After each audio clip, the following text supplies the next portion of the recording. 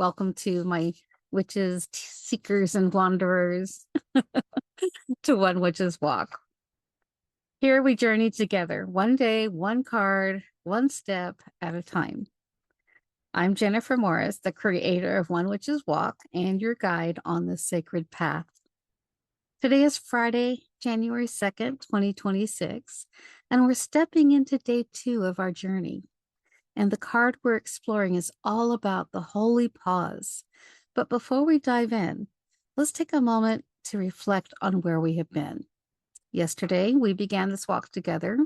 The theme and the priestess anchor was the sacred flame of attention.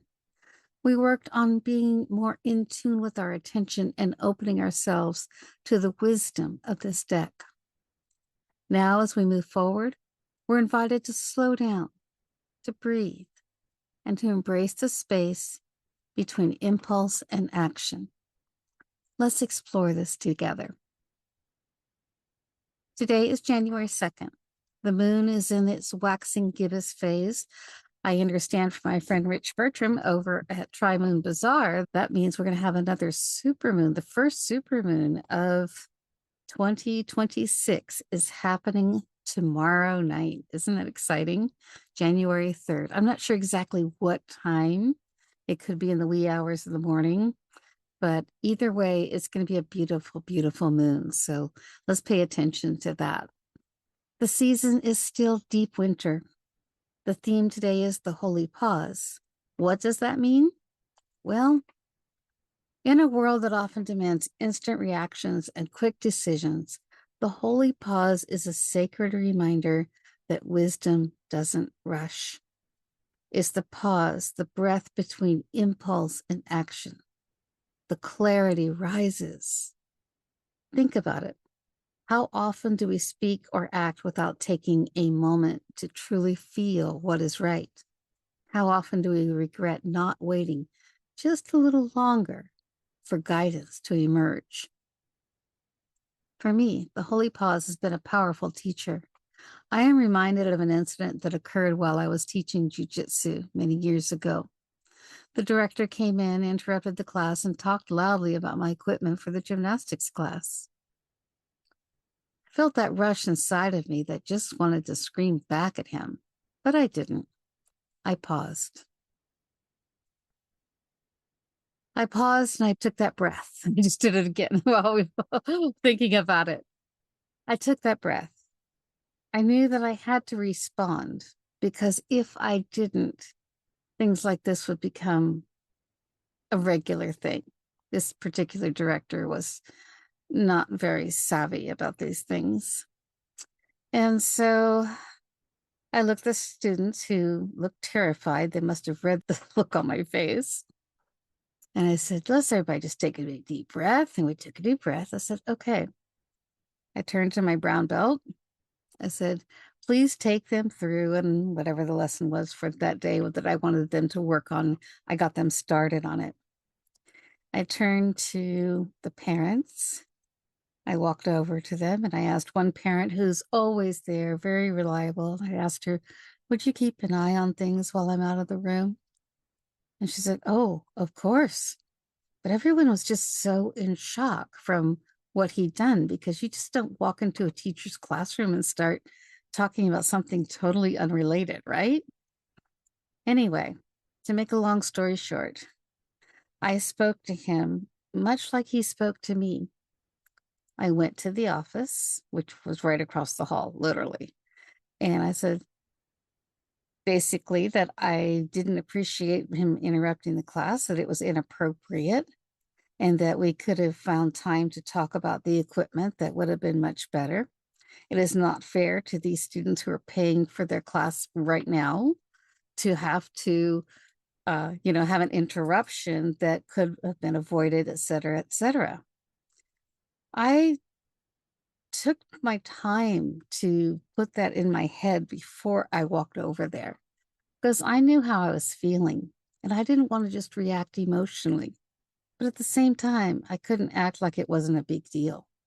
So I let just enough emotion leak out that said I was serious. and I watched his face turn pale. I'm not used to having that response with people, but I guess I made my point. And I got back in the room, got back to work and teaching the kids. And the parents were just kind of like, wow, because everybody heard everything. Like I said, we were just across the hall. But I was at the same time, probably because my students were there, it helped me take that moment to pause. It helped me remember that I don't want to be reactive. I want to be proactive. What's the best thing for this situation, right? What's going to make this situation right itself in my favor, or at least in the favor of the students, right? So that's my little story. And so let's anchor ourselves. I'll stop talking because I'm going to go deeper into it. Let's anchor ourselves in this idea that pausing isn't passive, it's powerful. It's where wisdom lives.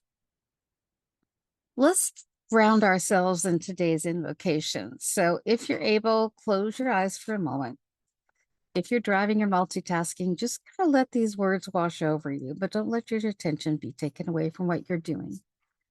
If you want, you will say these words when you decide to do this meditation, or if you are doing it with me right now, I will have pause for you to repeat what I have just said if you want to. Okay? So sit comfortably, your back and neck straight, eyes closed. Take a nice deep breath in through the nose, out through the mouth, and relax. If you choose to plant your roots, go for it. Plant your roots deep down in the soil. Imagine you have tiny little roots coming out of the bottoms of your feet. They reach down effortlessly and eagerly down into the soil beneath us, whether you are indoors, outdoors, wherever you are, the roots will find Mother Earth.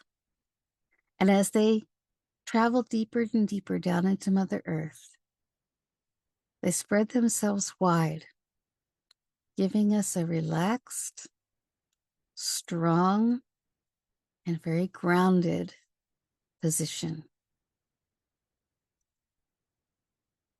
Take a deep breath, inhale, and repeat after me. I enter the breath between impulse and action. Here, wisdom rises unforced.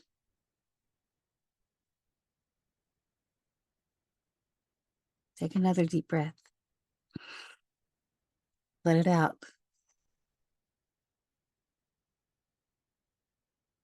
Now let's say it again together. Inhale. I enter the breath between impulse and action. Here, wisdom rises unforced. Feel the stillness in that place, in that space. Feel the power of simply being. This is the energy we're carrying with us today. When you are ready, you can draw up your roots if you want to.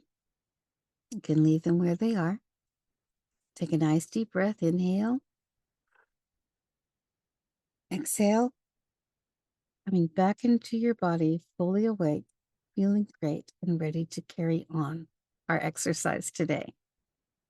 Together we say, blessed be. All right. Step 3 is guidance. The anchor is the holy pause. That's number 1. Invocations, number 2. Number 3 for me is guidance. The guidance for today's card is simple but profound. Take a moment to let these words sink in. Not everything requires immediate response. Power gathers when you wait. Breathe.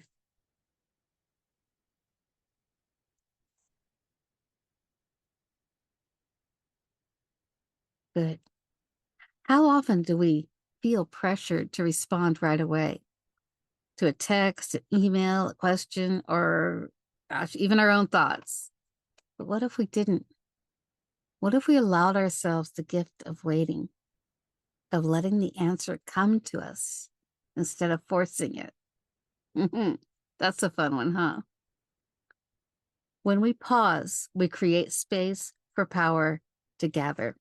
We allow our nervous system to settle, our intuition to speak, and our discernment to sharpen. So today, I invite you to take notice those moments when you feel the urge to react quickly. Instead, take a breath, wait, and see what rises in the stillness. This really is something you have to practice. You have to take your time with it. So throughout the day today, take that pause, take that breath. Good.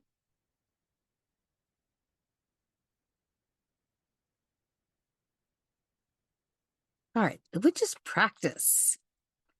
And one thing I love about the witch's practice, now remember, whether you call yourself witch, pagan, whatever you choose to call yourself, priest, priestess, clergy, whatever you choose to call yourself, you put it in your words.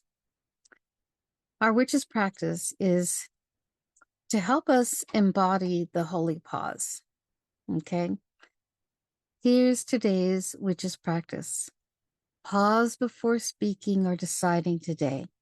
Take one extra breath than feels necessary. Think about that.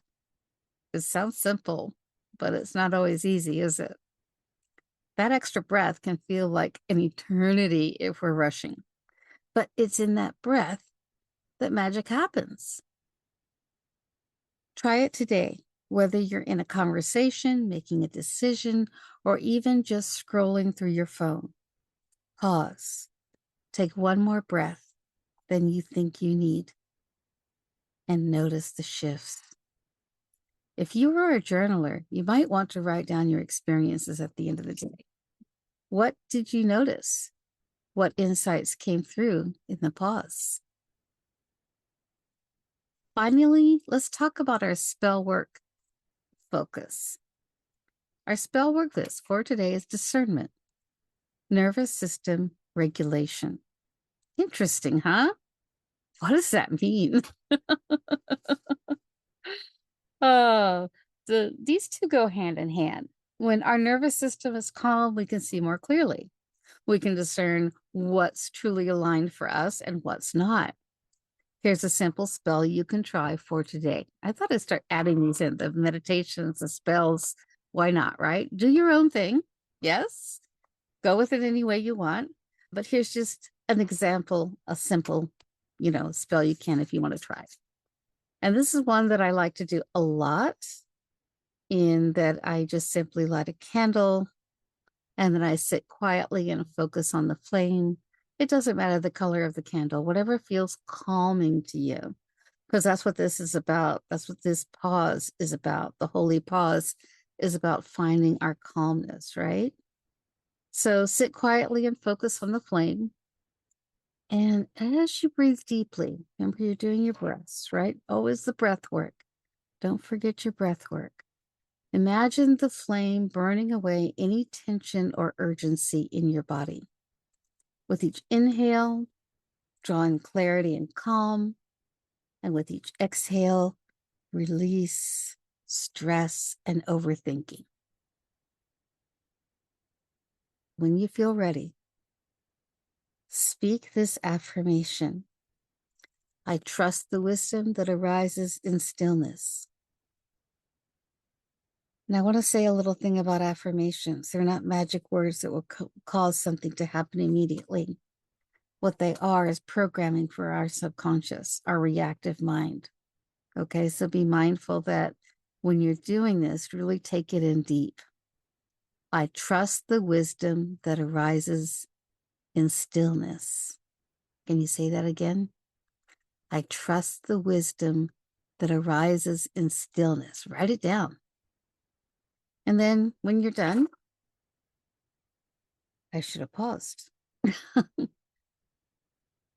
I trust the wisdom that arises in stillness.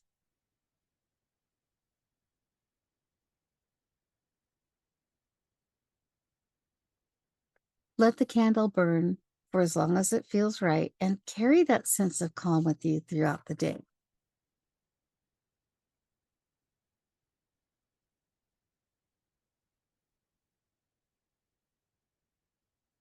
As always, if you have any questions, please feel free to put them in the comments below this video. I am going back and checking it, okay, daily. So even if people over the course of the year are going back to one and or something like that and ask me a question, I will do my best to get it to you right away, okay? Best way to reach me on this subject is right here on this YouTube channel and on this particular video for this, okay? If you have questions about other things that doesn't have to do with this practice, then you know how to reach out to me, probably on Patreon. You can always, send me a message here on YouTube, or you can send me a message on Messenger if you know how to do that, okay? If you've got me as a friend on Facebook, you can do that, right? So whatever is easiest, okay? I do want to thank you for joining me on day 2 of One Witch's Walk. I kind of want to wrap it up with, what we did today. We've explored the power of the holy pause, the breath between impulse and action where wisdom rises unforced, right? Unforced. I'd love to hear how this practice resonates with you. Did you notice anything shift when you paused today? Feel free to share your reflections with me in the comments below. You don't have to have a question, right? I'd love to hear. Let me know. Tomorrow we'll continue our journey with the next card. Until then, take one more breath than feels necessary and trust the magic of the pause. Thank you so much for joining me here today. I look forward to growing and learning with you tomorrow. Blessed be, and I'll see you tomorrow.